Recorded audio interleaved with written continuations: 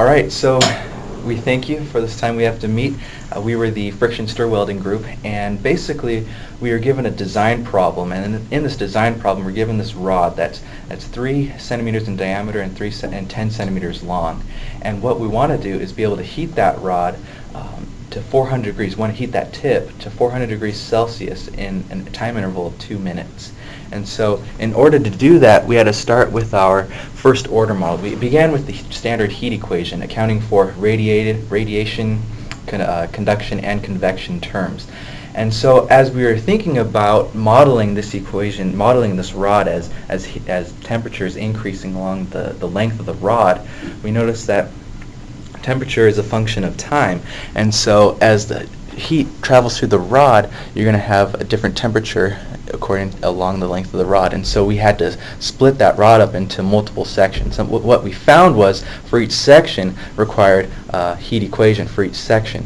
And so if we wanted to model that rod exactly, perfectly, we'd have an infinite number of heat equations, which would lead to what we call a migraine or one of those aneurysms. Anyways, so to simplify this model, we went ahead and just used a PID controller and simple transfer functions to get a good estimation of how the heat travels through that rod, and we were able to use that and implement these in our block diagrams.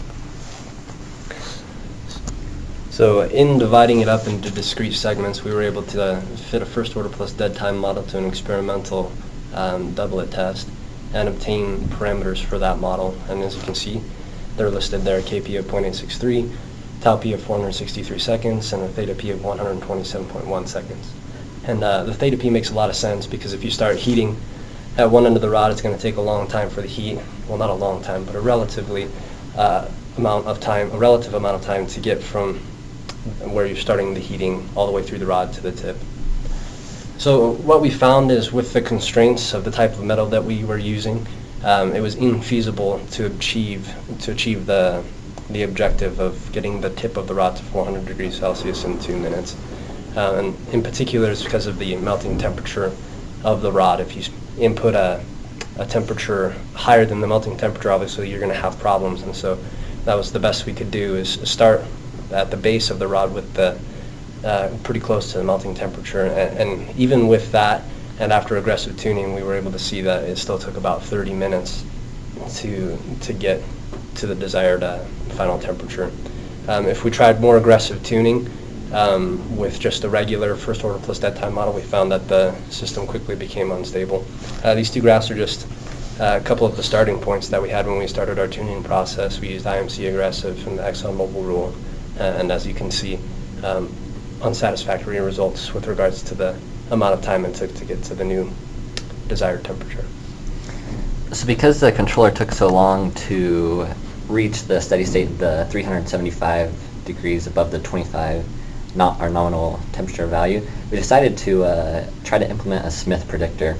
So we read the process book, looked online, and found that the Smith predictor can be implemented by splitting up having the normal process and then splitting up the predicted process with the dead time.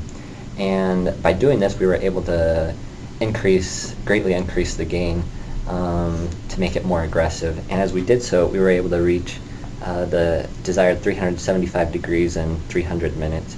So this was much better than the 30 minutes before.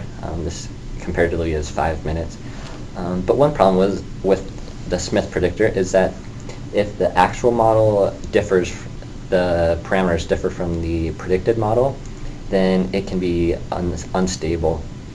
And so for this, we recommend that a much lower value of Kc be used if the actual process differs by up to 10%.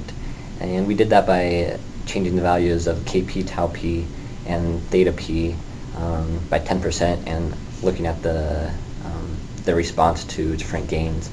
And so in conclusion, we recommend using the Smith predictor and just making sure that the predicted model really actually represents the model that is being used.